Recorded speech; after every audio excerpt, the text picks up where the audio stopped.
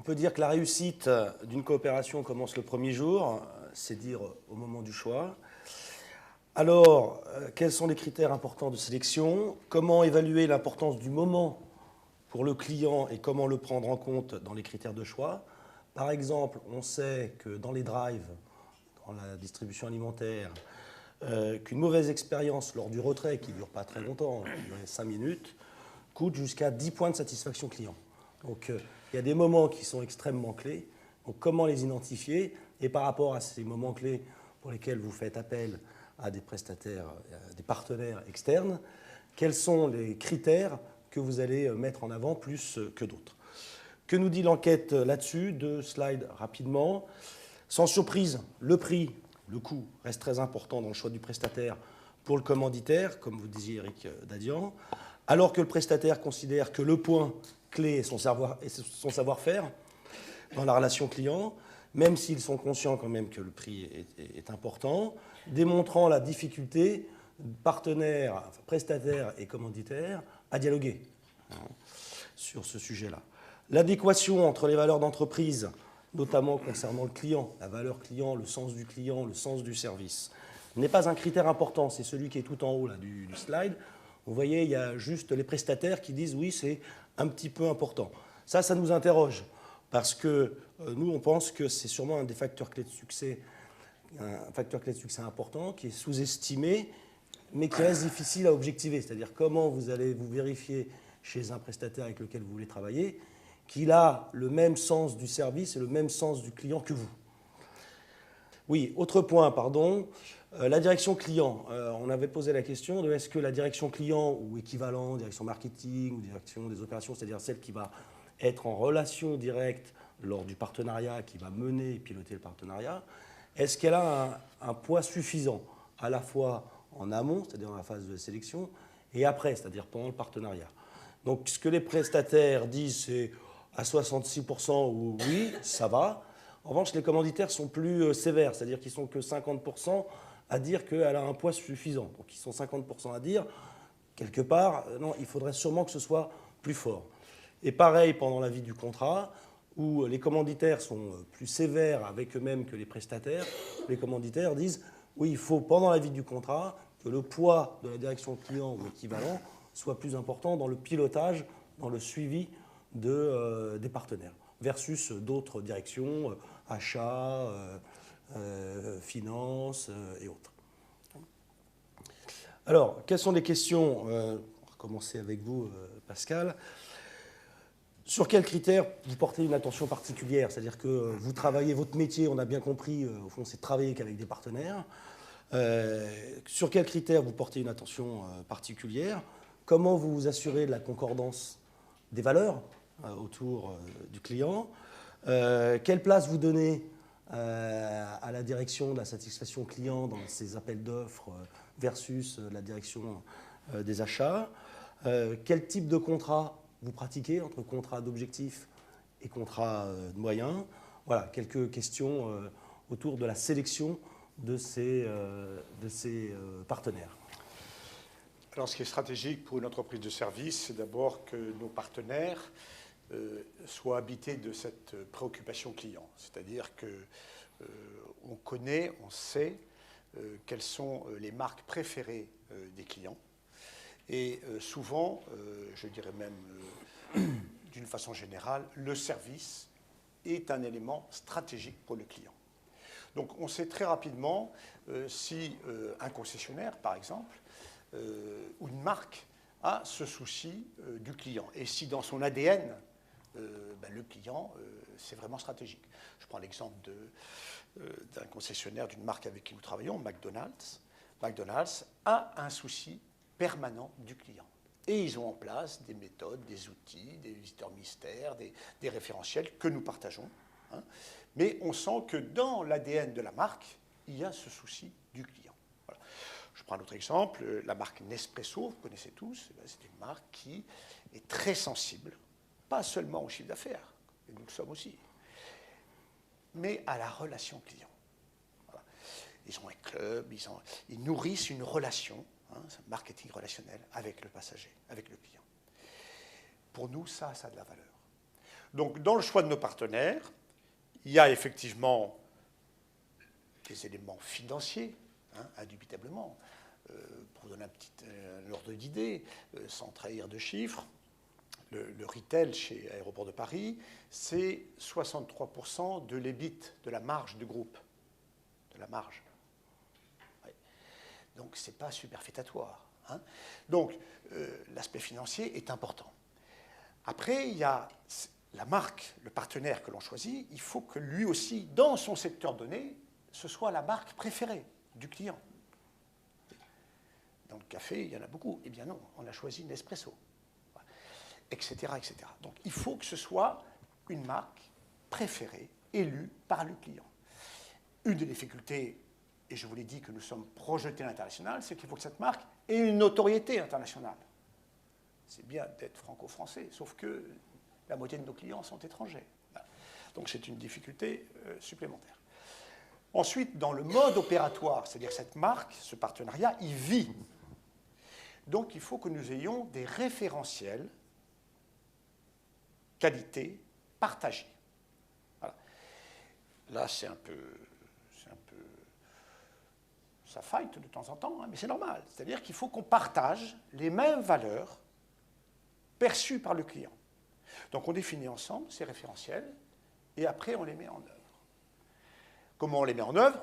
Par ce que vous connaissez tous, hein, des baromètres, hein, des études de satisfaction perçues par le client, hein, ça c'est très important, hein, et puis par des mesures de conformité avec des visiteurs mystères. Voilà. Et nous partageons les résultats des deux, et on confronte les deux, hein, ce qui est perçu par le client et la conformité. Parfois on est conforme, mais on n'est pas bon en qualité. Donc ça veut dire qu'il y a un problème, c'est que nos standards ne sont pas, etc. Voilà, des choses que vous connaissez par cœur, mais ça c'est une collaboration extrêmement étroite, hein, que nous avons avec nos partenaires. On a mis en place une direction des opérations, ça aussi c'est très important, c'est-à-dire qu'on a des gens sur le terrain qui en permanence font remonter le plus souvent les dysfonctionnements, mais aussi quand ça marche bien, on le dit. Hein. Et donc, cette direction des opérations, ce sont des gens qui sont sur le terrain. Hein, voilà, premier avion part à 5 heures, est-ce que le café est chaud à 5 heures, est-ce que le rideau est ouvert, est-ce que les magasins sont ouverts, est-ce que c'est éclairé, etc. etc., etc. Voilà. Donc, c'est une exigence de tous les jours. Hein, et ces remontées, elles sont sans concession, hein, parce qu'aujourd'hui, avec ces petits joujoux, on fait une photo à 5 heures, moi je l'ai dans mon... sur mon portable à 5 heures. Hein, voilà. Donc c'est fermé. Voilà. Et donc ça, je dirais, c'est ça la relation client, hein, avec un partenaire. Hein. C'est cette collaboration, hein, en permanence, et c'est ce partage des résultats. Parfois c'est joyeux, parfois ça l'est moins. Voilà. Et pour parler de choses qui fâchent, c'est vrai que dans nos contrats, on a des malus, hein, qui peuvent être très élevés. Et ça fonctionne, le système de bonus-malus, parce que quand on écoute les prestataires, en fait, ils trouvent toujours le moyen de contourner. En fait, on pense que c'est plus un système d'une entreprise que je ne citerai pas, bien sûr. Hein, son malus, c'est 400 €. Hein, oui. 400 €. Voilà. Donc, une fois, ça va. Mais après, même pour l'entreprise, c'est terminé. Hein. Donc, qu'est-ce que c'est les mesures correctives? Est-ce qu'il ne faut pas changer le management? Qu'est-ce qui se passe sur le point de vente, etc., etc. Donc, on a des réunions ensemble sur le management du personnel. Hein. Voilà, pourquoi cet animateur de point de vente, etc., ne va pas. Donc, dans les métiers de la restauration, on sait que le service est pratiquement aussi important que ce que vous avez dans l'assiette. Hein. Donc on est d'une vigilance extrêmement forte sur cette notion de continuum de la relation client. Vous passiez souvent des contrats de moyens, notamment, je pense plutôt avec les partenaires B2B, les postes d'infiltration frontières, oui, ou les autres commerces, oui, qui ne sont pas des marques. Oui. Plutôt des contrats moyens que des contrats d'objectifs, alors oui, que chez Carglass, on verra, ils sont très attachés objectiver votre prestataire sur les objectifs finaux, c'est-à-dire le chiffre d'affaires. Vous, où est-ce que vous en êtes? C'est-à-dire que vous continuez à faire des contrats de moyens ou vous allez tout à fait. vers des contrats d'objectifs? Nous avons défini ce qui est le plus facile, les contrats de moyens, mais nous avons aussi des contrats d'objectifs. C'est-à-dire que le temps d'attente au poste d'inspection filtrage, c'est un temps d'attente, c'est normatif. Donc on le mesure. C'est plus le nombre de personnes. Vous ne demandez plus, je veux 100 personnes. Il y a les deux. Il y a les deux. Voilà. Voilà. Donc on est obligé de tenir les deux. D'accord. Il faut un mix entre objectifs et moyens. Voilà. Éric Gérard, concernant votre activité, notamment sur le call center externalisé, vous externalisez qu'une partie. Aujourd'hui, dans la phase de sélection, qu'est-ce que vous regardez? Quel type de contrat vous passez? Je trouve que c'est assez original puisque vous êtes... Enfin, expliquez-nous. Je ne sais pas si c'est original. Avant de dire comment on fait, je voudrais juste dire une chose. Moi, quand je regarde les résultats du call center, ce qui m'arrive quasiment tous les jours, je ne regarde pas les résultats du call center de Courbevoie, Suite Poitiers, comme celui des calls qui sont, entre guillemets, externalisés. Je regarde les résultats du call center de Carglass. J'ai une seule et même mesure, bien entendu. Je peux ensuite rentrer dans le détail, mais ça ne m'intéresse pas. La seule chose qui m'intéresse, ça va être la performance que notre call center est capable de délivrer auprès de ses clients, que ce soit en matière de réactivité, donc de qualité de service, et puis ensuite ce que nous on appelle la conversion, c'est-à-dire la capacité à transformer un appel en rendez-vous. Alors, ça veut bien dire que lorsque l'on choisit un prestataire, globalement, l'ensemble de nos prestataires doivent représenter pas loin de 30 à 35%. Stéphane est dans la salle, il va le confirmer, c'est notre directeur de la relation client chez Carglass, 30 à 35% de nos appels. Ce qui est vraiment important, c'est que ça va être un contrat d'objectif que l'on va passer avec ce prestataire, pas un contrat de moyens. En fait, ces prestataires vont être directement contributeurs au même titre, j'insiste, au même titre que nos propres collaborateurs. On va les considérer comme des collaborateurs. Donc la première des choses qui pour nous est importante, c'est véritablement de s'assurer que dans notre choix, on va trouver des entreprises leaders qui sont capables finalement de démontrer un réel savoir-faire, mais qui sont aussi capables de nous faire partager de bonnes pratiques, donc qui sont aussi capables de nous faire progresser dans notre façon d'opérer. Encore une fois, le centre d'appel chez Carglass représente un peu plus de 60% de la totalité du business, donc c'est vraiment quelque chose d'important pour nous. Ce qui est aussi très important, ça va être est-ce que le prestataire il est Carglass compatible? Est-ce que la façon dont il va mettre en place son environnement de travail, ses process, ses relations à ses collaborateurs, ça correspond à ce que nous voulons? C'est une tarte à la crème, mais dans le service, si vous avez des salariés qui sont malheureux, vous allez avoir un service qui sera à minima un service moyen, et ce n'est pas ce qu'on recherche. Donc ces critères-là sont des critères qui sont le savoir-faire, donc l'expertise, la capacité à apporter des idées innovantes, des relations avec les collaborateurs, un environnement de travail qui soit motivant, propice à des bonnes performances.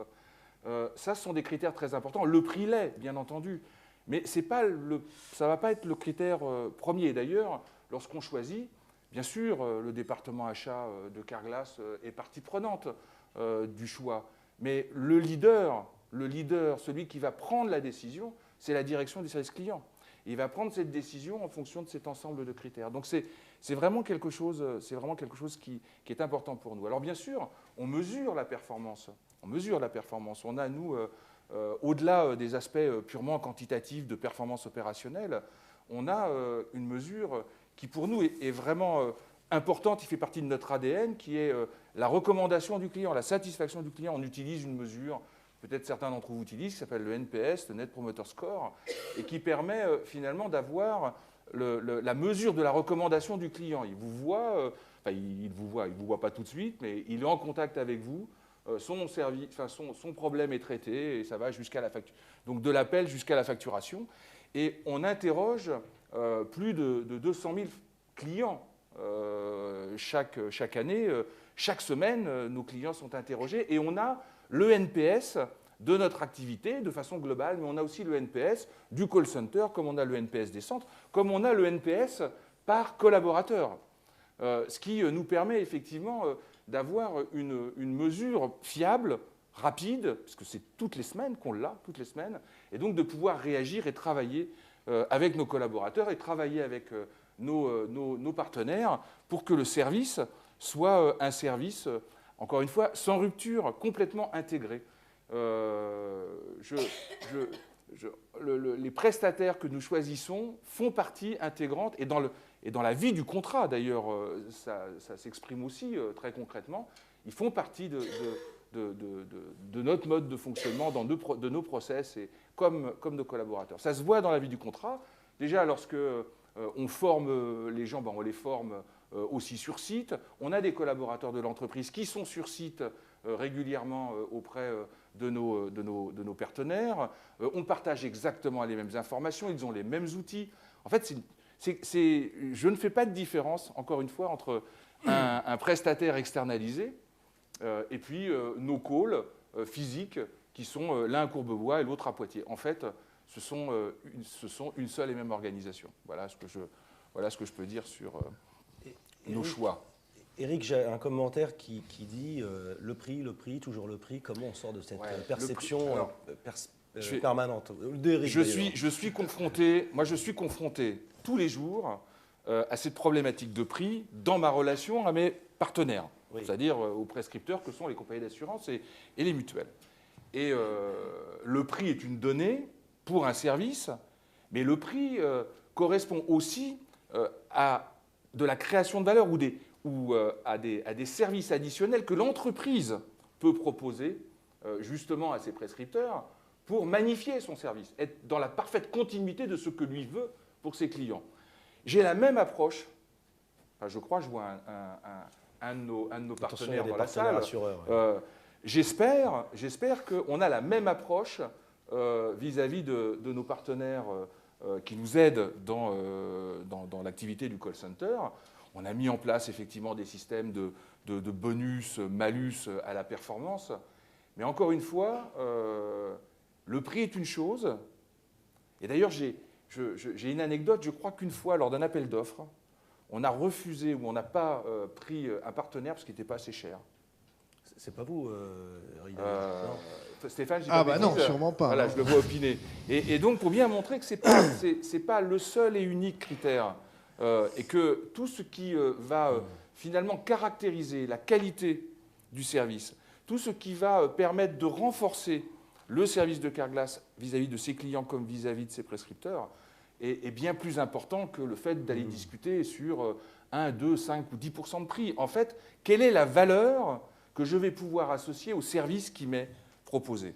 Et encore une fois, je suis au centre de cette discussion à la fois avec ceux qui me prescrivent, donc mes clients, ceux qui nous payent, les assureurs, comme nous le sommes avec nos prestataires.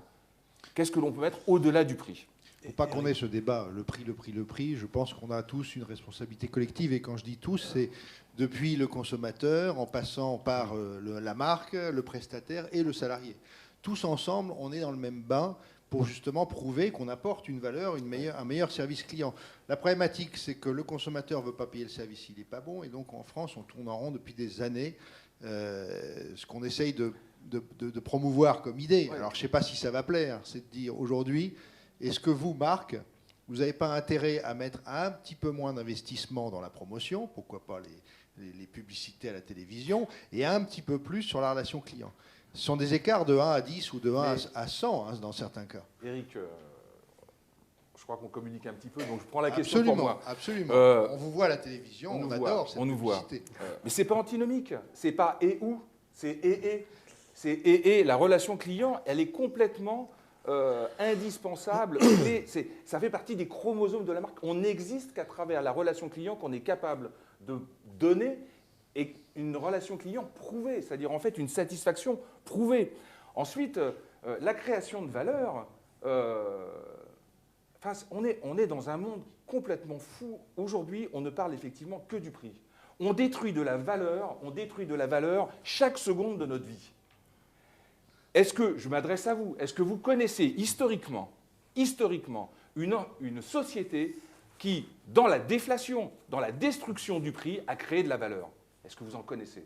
Ça n'existe pas. Je vous invite à regarder. Ça n'existe pas. On fait des gains de productivité, ça, il n'y a pas de problème. On est capable de redistribuer les gains de productivité à ses clients, soit financièrement, soit à travers des services additionnels. Mais la baisse des prix, le maintien des prix, le regard unique sur les prix détruit de la valeur, détruit de l'emploi, détruit du service. Détruit du service. Ce qu'on ne dit pas, c'est pas et où. Ce qu'on dit, c'est peut-être de placer un tout petit peu le curseur pour justement mettre ce qu'il y a de plus important aujourd'hui, c'est-à-dire la valeur client.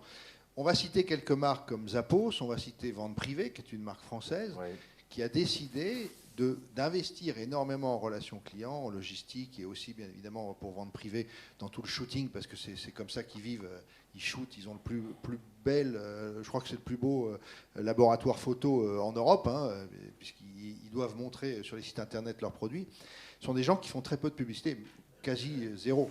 Donc je ne dis pas que c'est et où, j'ai pris ces deux exemples à l'extrême, mais je pense qu'il faut investir un tout petit peu plus dans la relation client. Alors pour revenir sur la question sur les prestataires, je pense qu'on a une responsabilité collective. À nous, prestataires aussi, d'avoir, et je pense que pendant 20 ans, on a raté le coche, puisqu'on était en forte croissance pour répondre à des volumétries qui n'arrêtaient pas de grandir. Nous n'avons pas su, je le dis parce qu'on a des camarades dans la classe, nous n'avons pas su, et les leaders et plein d'autres prestataires, nous n'avons pas su créer, inventer, faire de la recherche et le développement en matière de relations clients, en intégrant des bases de données, en intégrant des outils, pas uniquement être en réponse à un cahier des charges où on nous demandait de mettre X personnes avec des tables et des chaises. On n'a pas pris le temps, ni, je pense, l'initiative de dire, avec les marges qu'on pouvait dégager dans les périodes de forte croissance, on va investir fortement sur cette valeur client, sur la voix du client, sur tout ce que disent ces milliards et ces milliards de conversations que nous avons perdues vers bas volante. Aujourd'hui, on s'aperçoit avec les technologies qu'on peut travailler sur la connaissance client. Le terme à la mode, c'est le big data. Et qu'est-ce qu'on va en faire de toutes ces données? On a une richesse incroyable à portée de main. Nous, prestataires, vous, marques de relations clients, il faut l'exploiter maintenant. On se tournera, je pense, de plus en plus vers des inventions de nouveaux services, quels que soient les canaux qu'on utilise, mais c'est maintenant qu'il faut le faire. C'est maintenant qu'il faut investir sur la relation client.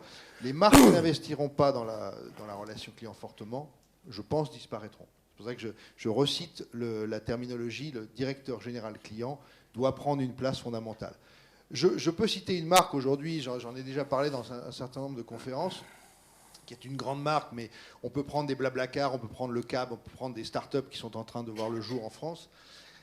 Elles ont décidé de créer cette direction relations clients, direction générale. Je pense à Coca-Cola, qui est une marque qui a décidé de créer des hubs où, en fait, le téléconseiller, l'expert, l'analyste, le community manager, appelons-le comme on veut, traque, analyse tout ce qui peut se dire sur la marque, sur les bulles d'air, sur l'aspartame, sur le sucre, sur Sochi, sur toutes les terminologies qui peuvent tourner autour de cette marque, et d'y répondre en engageant la réponse avec le client pour mieux le servir. Et c'est 24 heures sur 24, c'est dans toutes les langues du monde entier. Cette entreprise a décidé de se tourner totalement vers le client. Si vous pouviez tous faire pareil, vous verrez que demain, on ne se posera plus la question de la couture sans fil entre le prestataire et le donneur d'ordre, et on travaillera tous main dans la main. Aujourd'hui, la réalité, je ne sais pas si la question va venir après, c'est qu'on a eu des enchères inversées, on a connu ça. Vous parliez de bonus-malus, y a-t-il une symétrie? Lorsque l'on perd un contrat, ça peut arriver à tout le monde. Est-ce que vous donnez suffisamment de temps en tant que client donneur d'ordre? J'aime pas le terme donneur d'ordre. En tant que partenaire, est-ce que vous donnez le temps 6 mois, 12 mois pour qu'on puisse récupérer, retrouver d'autres clients en tant que prestataire? Bon, toutes ces questions. Est-ce qu'on suit l'évolution des salaires? Puisque 80%, 90% de nos charges, ce sont des salaires. Toutes ces questions-là sont posées dans des chartes de bonnes pratiques. Le SP2C en a écrit une. On est allé voir le médiateur de la sous-traitance. Tout est resté, en fait, à volo, c'est le cas de le dire. Il s'appelait Monsieur Volo. Mais je trouve qu'aujourd'hui, il y a une responsabilité collective, il n'y a pas cette prise en compte encore de cette volonté de tous faire mieux pour le client. Vous avez une expérience internationale, ça se passe pareil dans les autres pays, par exemple? Eh bien non, docteur. C'est très franco-français, et je m'en suis ouvert avec Pierre Gattaz, avec qui on travaille, puisqu'on est au groupement des professions de service. Je pense que les sociétés du CAC 40 ont une responsabilité forte en France. Elles traitent mal les PME. hein, on le sait tous. Alors qu'en Allemagne, nous, on a des centres de relations clients en Espagne et en Angleterre. En Angleterre, c'est totalement différent. On vous dit oui, on vous dit non. C'est vrai que c'est aussi dur, il y a des compétitions de la même façon, mais au moins, on vous traite bien. Et on essaye de vous emmener avec l'eau du bain, c'est le cas de le dire, en tant que prestataire. Donc les relations sont complètement différentes en Angleterre, et on ne vous laisse pas marner pendant des mois et des mois en vous laissant croire que peut-être un jour, vous serez un prestataire. Non, c'est oui, c'est non. Vous répondez à un appel d'offres, vous le gagnez, ben vous avez la possibilité, même si évidemment ils sont dans des situations de concurrence comme en France, vous avez la possibilité de grandir et de faire de l'innovation, de faire de la recherche et développement, d'apporter de nouvelles idées. Je pensais à la voix du client, mais il y en a plein d'autres. Vous avez la possibilité justement de montrer que vous, prestataires, vous êtes capable de faire force de proposition. J'ai même entendu dire que certaines entreprises voulaient récupérer le CICE. C'est une réalité, ça? Oui, c'est une réalité. Ces sociétés du CAC 40, on ne va pas les stigmatiser, on ne va pas les citer, mais oui, bien sûr.